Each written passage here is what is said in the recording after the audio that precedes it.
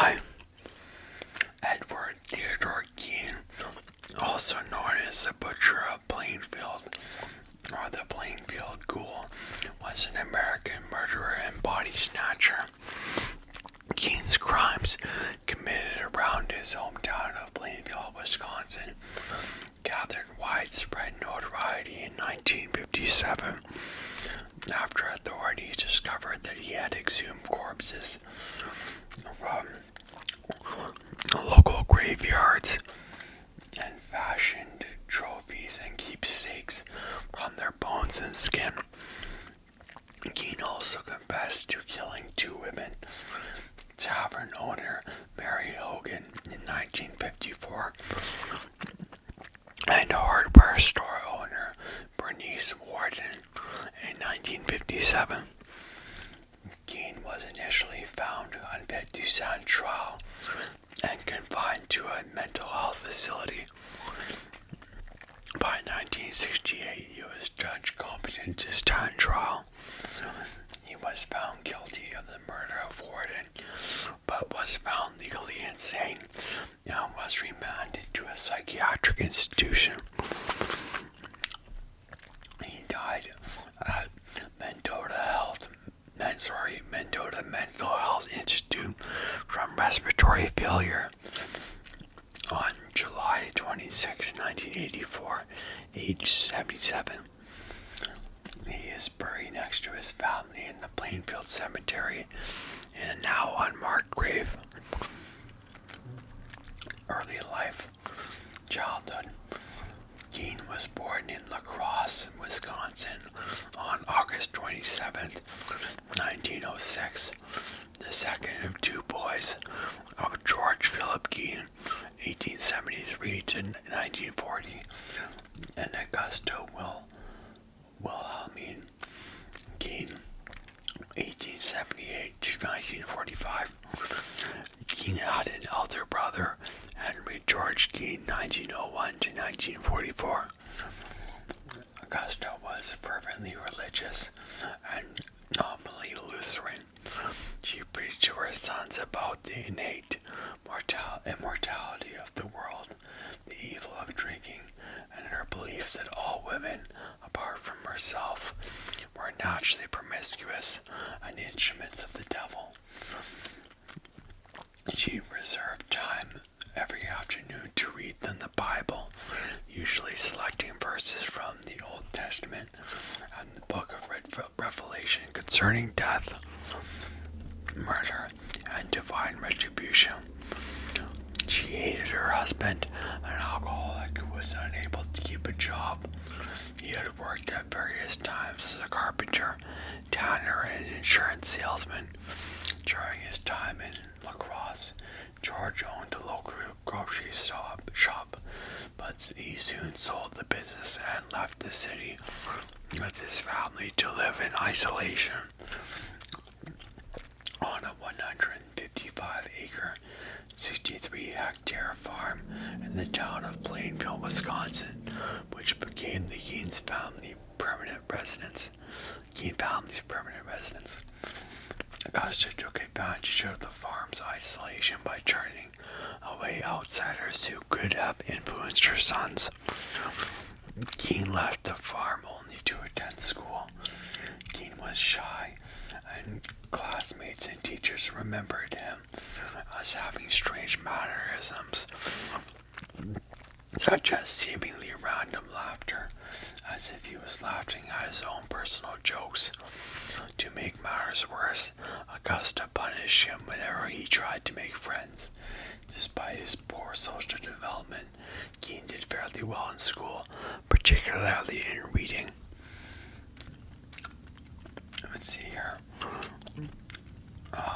Deaths in immediate family.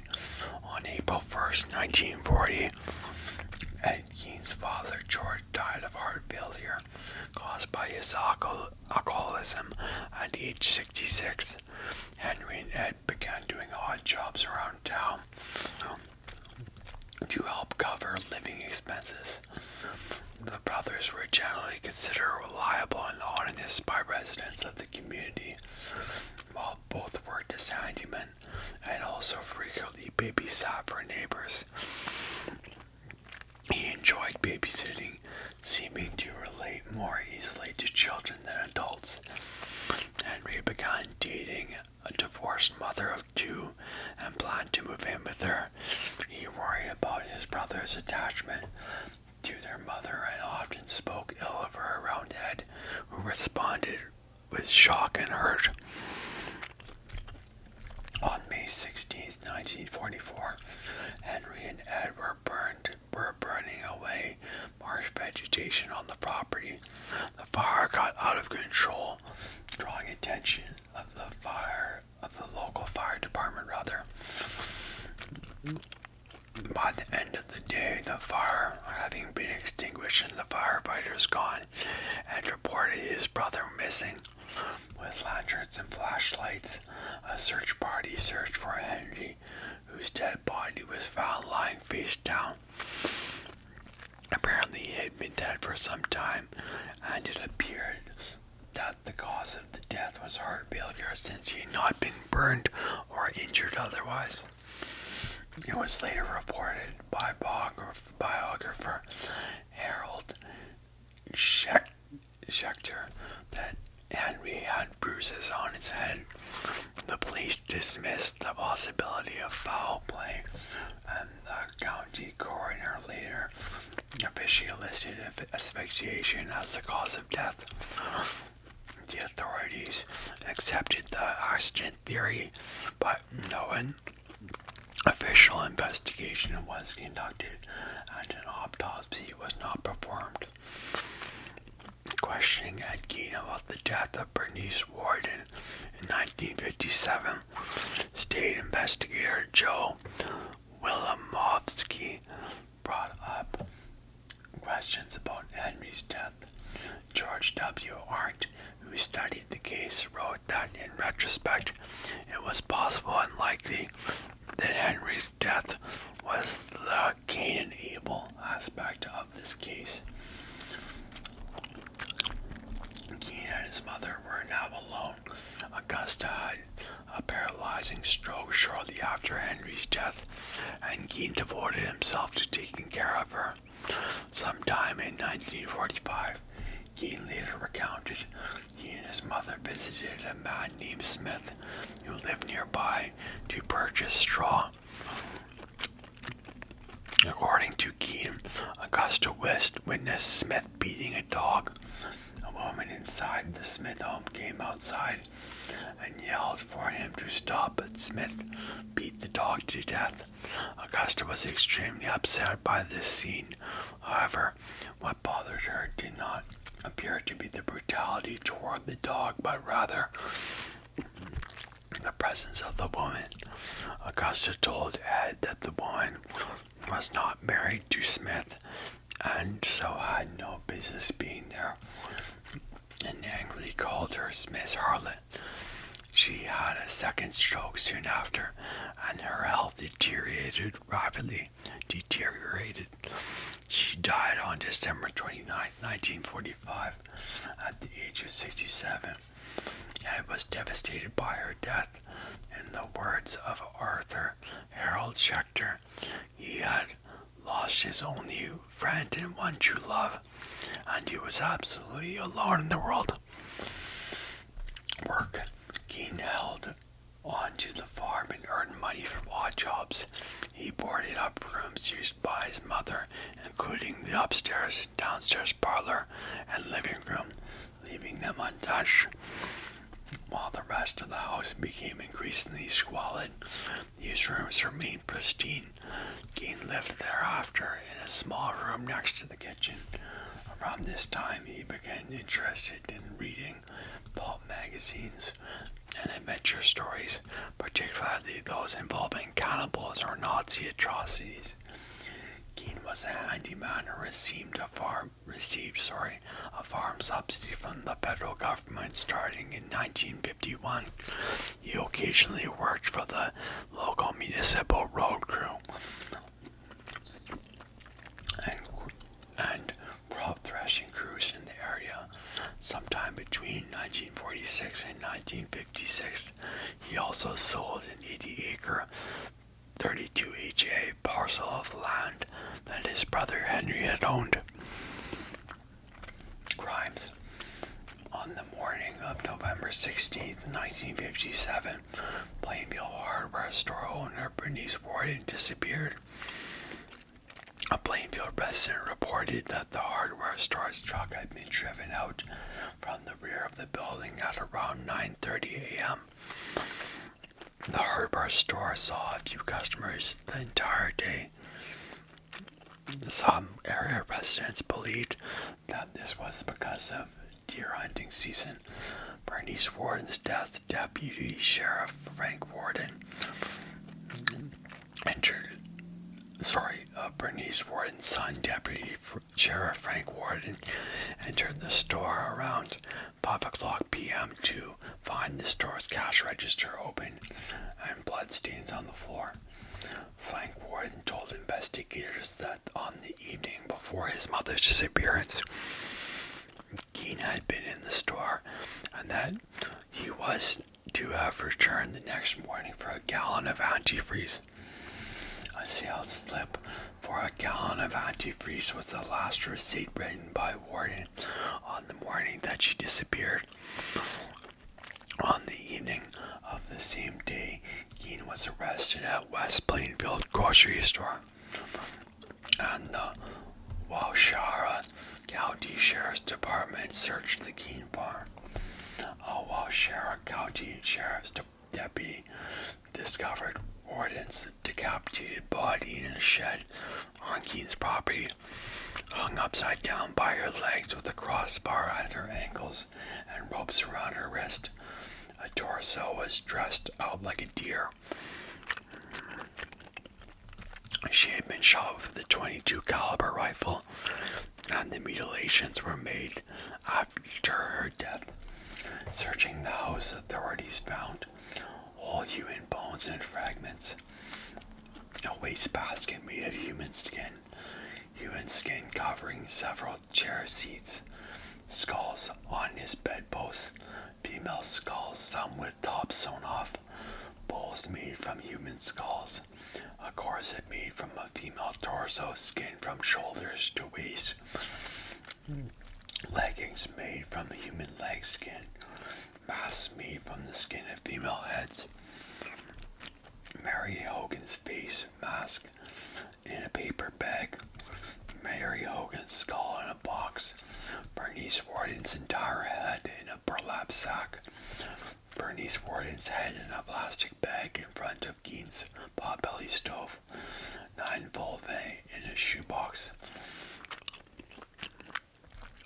a young girl's dress and vulvas of 2 females judged to have been about 15 years old, a belt made from human nipples, 4 noses, a pair of lips on a window shade drawstring, a lampshade made from the skin of a human face, fingernails from the female fingertips, made from female fingers. These artifacts were photographed at the State Crime Laboratory and decently disposed of. Excuse me. When questioned, Gein told investigators,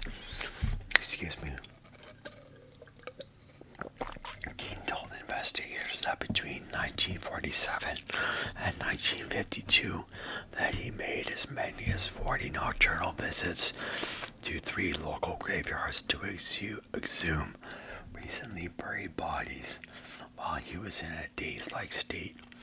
On about 30 of those visits, he said that he came out of the daze while in the cemetery, left the grave in good order, and returned home empty-handed. On other occasions, he dug up the graves, recently buried middle-aged women he thought resembled his mother, and took the bodies home, where he tanned their skins to make his paraphernalia.